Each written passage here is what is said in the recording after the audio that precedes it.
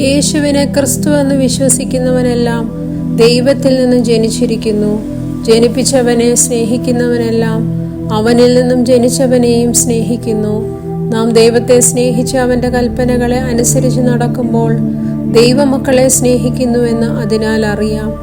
അവന്റെ കൽപ്പനകളെ പ്രമാണിക്കുന്നതല്ലോ ദൈവത്തോടുള്ള സ്നേഹം.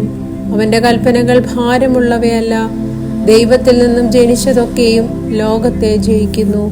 ലോകത്തെ ജയിച്ച ജയമോ നമ്മുടെ വിശ്വാസം തന്നെ. യേശു ദൈവപുത്രൻ എന്ന് വിശ്വസിക്കുന്നവനല്ലാതെ ആരാകുന്നു ലോകത്തെ ജയിക്കുന്നവൻ? ജലത്താലും രക്തത്താലും വന്നവൻ ഇവൻ ആകുന്നു, യേശു ക്രിസ്തു തന്നെ. ജലത്താൽ മാത്രമല്ല, ജലത്താലും രക്തത്താലും തന്നെ. ആത്മാവ് സാക്ഷ്യം പറയുന്നു. ആത്മാവ് സത്യമല്ലോ. സാക്ഷ്യം പറയുന്നവർ മൂവരുണ്ട്: ആത്മാവ്, ജലം, രക്തം. ഈ മൂന്നിന്റെയും സാക്ഷ്യം ഒന്നു തന്നെ. നാം മനുഷ്യരുടെ സാക്ഷ്യം കൈക്കൊള്ളുന്നുവെങ്കിൽ ദൈവത്തിന്റെ സാക്ഷ്യം അതിലും വലുതാകുന്നു. ദൈവത്തിന്റെ സാക്ഷ്യമോ അവൻ തന്റെ പുത്രനെ കുറിച്ച് സാക്ഷീകരിച്ചിരിക്കുന്നത് തന്നെ.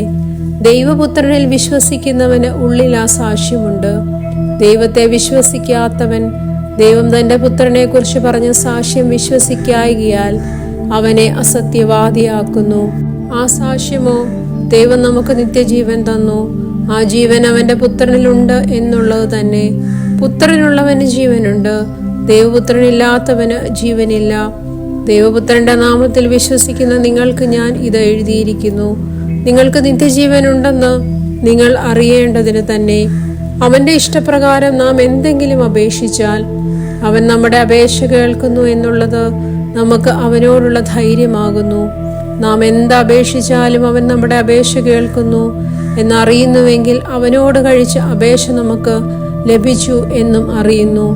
സഹോദരൻ മരണത്തിനല്ലാതെ പാപം ചെയ്യുന്നത് ആരെങ്കിലും കണ്ടാൽ അപേക്ഷിക്കാം. ദൈവം അവന് ജീവനെ കൊടുക്കും, മരണത്തിനല്ലാത്ത പാപം ചെയ്യുന്നവർക്ക് തന്നെ. മരണത്തിനുള്ള പാപമുണ്ട്, അതിനെക്കുറിച്ച് അപേക്ഷിക്കണമെന്ന് ഞാൻ പറയുന്നില്ല. ഏത് അനീതിയും പാപമാകുന്നു.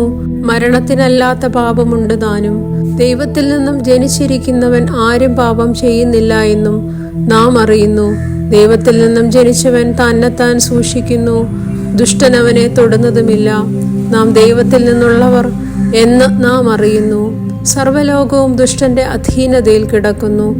ദൈവപുത്രൻ വന്നു എന്നും സത്യദൈവത്തെ അറിവാൻ നമുക്ക് വിവേകം തന്നു എന്നും നാം അറിയുന്നു. നാം സത്യദൈവത്തിൽ അവന്റെ പുത്രനായ യേശു ക്രിസ്തുവിൽ തന്നെയാകുന്നു. അവൻ സത്യദൈവവും നിത്യജീവനുമാകുന്നു. കുഞ്ഞുങ്ങളെ വിഗ്രഹങ്ങളോട് അകന്ന് സൂക്ഷിച്ചുകൊള്ളുവീൻ. ദൈവമേ, സ്തുതി നിനക്ക് യോഗ്യമാവുന്നു. ബാറയ്ക്കുമോർ.